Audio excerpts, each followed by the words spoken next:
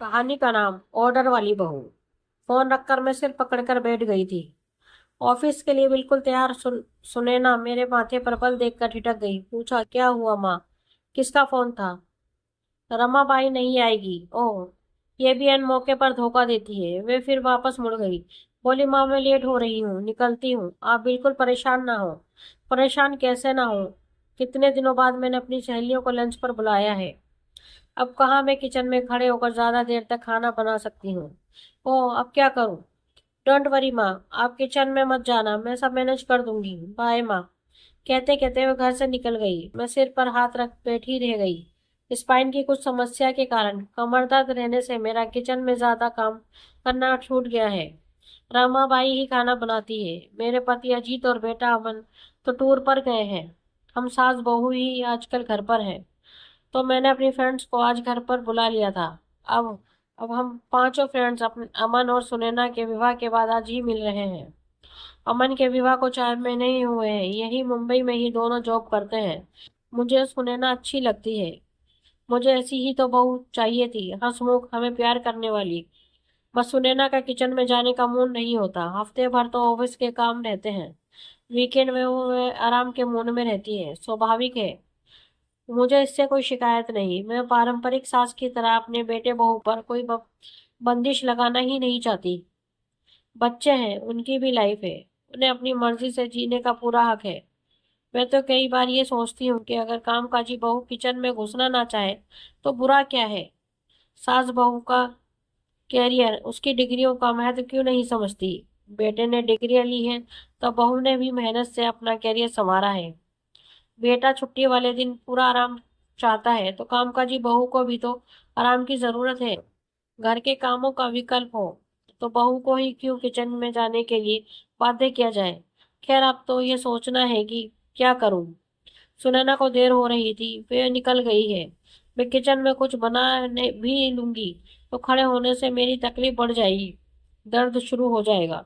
मैं अपनी फ्रेंड्स के साथ बैठने का आनंद कैसे लूंगी। इतने में ही मेरे व्हाट्सएप पर सुनैना का मैसेज आया। आप चिंता न करना माँ, मैंने आप सबके लिए खाना ऑर्डर कर दिया है। सब पहुंच जाएगा। और साथ में ढेर सारी किसेस की इमोजी देखकर मुझे हंसी आ गई। मैंने भी थैंक यू वेरी मच लिखते हुए किसेस की खूब सारी इमोजी डालकर जवाब दिया। यह हम सास बहू का पूरा दिन चलता है। मुझे हंसी आ रही थी। ये लड़की भी ना ऑर्डर करने में बहुत होशियार है। मुंह से कुछ निकलते ही झट से ऑनलाइन ऑर्डर कर देती है। इतने में डोरबेल बजी। मेरी शीतल आई थी। मैंने उससे कहा, शीतल आज जरा अच्छी तरह से सफाई करना। क्या हुआ मैडम? लंच पर मेरी फ्रेंड्स आ रही हैं। शीतल हमारी 10 साल पुरानी मेड है। इतनी पुरानी मेड तो घर के सदस्य की ही तरह हो जाती है। बोली, वाह, खाना बन गया? नहीं, रमाबाई ने छुट्टी कर दी। ओ, मैं कुछ काम कर दूं? वह जानती है मेरे स्वास्थ्य के बारे में। मैंने कहा, नहीं, सुनैना ने सब ऑर्डर कर दिया है। शीतल ने जैस नजरों से मुझे देखा। हम दोनों हंस पड़ी। शीतल ने हंसते हंसते कहा, बाप रे, छोटी मैडम कितना ऑर्डर करती हैं। मैं मुस्कुराते हुए सामान समेटने लगी। शीतल अपना काम करने लगी। अचानक मैं पिछले 4 महीनों पर नजर डालने लगी। सुनैना जब से आई है हर समस्या का समाधान चुटकियों में खोज लेती है। विवाह की भागदौड़ के बाद मेरी कमर का दर्द बढ़ गया तो एक दिन उसने ऑफिस से ही ऑर्डर करके सरप्राइज में कुछ भेजा। मैंने डिलीवरी लेकर बॉक्स खोला। उसमें दर्द में सिकाई के लिए एक इलेक्ट्रिक बोतल थी जो घंटों गर्म रह सकती थी। अभी तक मैं पुरानी तरह की ही बोतल में पानी गर्म करके सेकती थी। कभी कभी आलस भी आ जाता था। मैं उसका ये सरप्राइज देखकर बहुत खुश हुई थी।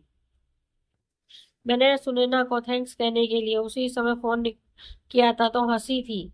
माँ, अच्छा लगा ना सरप्राइज? मैंने कहा था, ये तो बहुत अच्छी चीज है। तुम्हें कैसे ख्याल आया? अरे सब मिलता है माँ, ये तो अमन को पहले ही ऑर्डर कर देनी चाहिए थी। बहुत काम की चीज निकली थी ये। मुझे काफी आराम हुआ था। अजीत को कई दिन से हाई ब्लड प्रेशर की शिकायत हो रही थी। वे बार बार चेक करवाने के लिए डॉक्टर के पास जाते। एक दिन शाम को अचानक एक पार्सल आया। उसमें ब्लड प्रेशर चेक करने की मशीन थी। सुनैना ने ही ऑर्डर की थी। अजीत हंस पड़े थे। ये तो बहुत अच्छा है, हमारे घर में ऑर्डर वाली बहू आई है। ऑफिस से ही हमारी जरूरतों की चीजें ऑर्डर करती रहती है। वीकेंड में अगर रमाबाई ना आए तो सुनैना पूछती है, माँ कुछ ऑर्डर कर लें? मैं कभी मना नहीं करती, सोचती हूँ रोज सब घर का बना ही तो खाते हैं, सब टिफिन लेकर जाते हैं। आज सुनैना को टिफिन नहीं चाहिए था, उसके ऑफिस में पार्टी थी। हाँ, तो फिर सुनैना सबकी पसंद का ध्यान रखते हुए ऑर्डर करने का काम संभाल लेती है। शीतल काम करके चली गई तो मैं भी नहा धोकर तैयार हो गई। कामनी, नीरा, आरती और मंजू तय समय पर आ गई। सुनैना के आने के बाद हम आज पहली बार मिल रहे थे। हालचाल के बाद नीरा ने पूछा, रश्मि कैसा लग रहा है सास बनकर? बहुत अच्छा, बेटी की कमी पूरी कर दी सुनैना ने। बहुत प्यारी बच्ची है, मुझे ऐसी ही बहू चाहिए थी। इतने में डोरबेल बजी। हमारा खाना आ गया था। आरती ने पूछा, कौन है? मैंने मुस्कुराते हुए कहा, हमारा लंच। अरे रमाबाई नहीं आई क्या? नहीं। फिर तो तुम्हें तकलीफ होगी। तकलीफ कैसी? घर में ऑर्डर वाली बहू आई है। ऑटो में बैठते ही लंच का ऑर्डर कर दिया था उसने। सच? फिर तो उन्हें सुनैना का कि ऑनलाइन मंगवाई चीजें बताने लगी। सब हैरान थी, खुश थी। अब तक हम पांचों में बस आरती को ही ऑनलाइन ऑर्डर से चिढ़ होती थी। जब तक वह दुकान दुकान ना भटक ले, उसकी शॉपिंग पूरी नहीं होती थी। उसकी फैमिली इस बात से खूब परेशान रहती है। सब्जी भी 10 ठेलों पर देखकर ही खरीदती है। आरती ने आदत अनुसार कहा, पता नहीं कैसा स्वाद होगा, कब का बना भेज दिया होगा, और चीजें भी पता नहीं कैसी निकलेंगी। मीरा ने कहा, अच्छी ही रहती है। कुछ वापस भी करना हो तो आराम से वापस होता है। दुकान दुकान भटकने की एनर्जी अब हम में भी तो नहीं बची। मैंने पार्सल खोला, गर्मा गर्म पम्पकिन सूप भी था। सुनैना जानती है मुझे सूप पीने का बहुत शौक है। हम जब भी बाहर जाते हैं मैं सूप कभी मना नहीं करती। पिछली बार पम्पकिन सूप पिया था, मुझे बहुत अच्छा लगा था। सुनैना ने कहा भी था, माँ जब मन हो बताना, मैं ऑर्डर कर दूंगी। अब मैंने उस समय जोर से हंसा था, कहा था, माँ सुनैना को बस एक बार कुछ बोलो कि आपको क्या चाहिए, होम डिलीवरी हो जाएगी। हम सब इस बात पर उसे खूब छेड़ते हैं। वह भी हंसती रहती है। सूप गर्म था, ठंडा ना हो जाए। मैं सबके लिए निकाल कर ट्रे में रखने लगी। सबको सूप बहुत पसंद आया। फिर कामनी ने कहा, चलो देखते हैं और क्या ऑर्डर किया है। बहुरानी ने देखा तो स्टार्टर थे, शाही पनीर, मिक्स वेज और नान। सबके मुंह से एक साथ निकला, अरे वाह, चलो खाते हैं। हम सबने खाने का भरपूर लुत्फ उठाया। आइसक्रीम तो एक दिन पहले ही आ गई थी। कुछ देर बातें होती रही, उसके बाद सब जाने के लिए उठने लगी तो आरती ने कहा, सुनो। हम सब ने उसे प्रश्नवाचक निगाहों से देखा तो वो मुस्कुराते हुए बोली, बहू तो कमाल है, हम सबके लिए शानदार लंच मैनेज करवा दिया। मैं भी ऐसी ही बहू लाऊंगी। हीरा ने उसे चिढ़ाया, पहले 20 जगह घर घर जाकर लड़की नहीं देखोगी। सब हंस पड़े। सब चली गई तो मैंने सुनैना को फोन किया, थैंक यू बेटा, बहुत अच्छा लंच था, हम सब ने बहुत एंजॉय किया। गुड। अब आप रेस्ट करना, और हाँ, शाम को भी रमाबाई नहीं आई तो किचन में मत घुस जाना। हाँ ठीक है, काफी खाना रखा भी है। ठीक है, फिर हम दोनों यही तो हैं। मैं सामान समेटकर थोड़ी देर आराम करने के लिए लेट गई। ध्यान सुनैना की तरफ ही था। प्यार आ रहा था मुझे उस पर।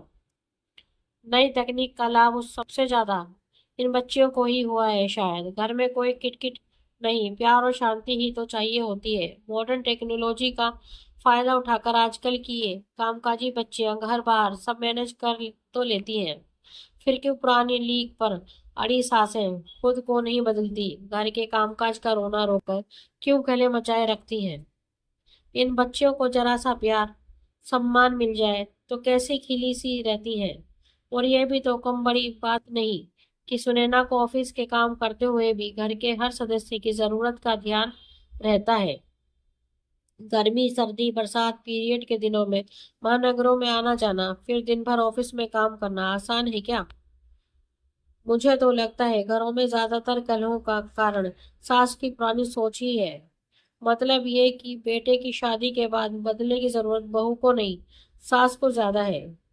सुनैना के ही बारे में सोचते सोचते मेरी पलकें मुंदने लगी थी। दोस्तों, आपको हमारी ये कहानी कैसी लगी प्लीज कमेंट में हमें जरूर बताएं। अगर कहानी आपको अच्छी लगी हो तो अपने दोस्तों के साथ शेयर करें और हमारे चैनल को लाइक एंड सब्सक्राइब करना ना भूलें। धन्यवाद।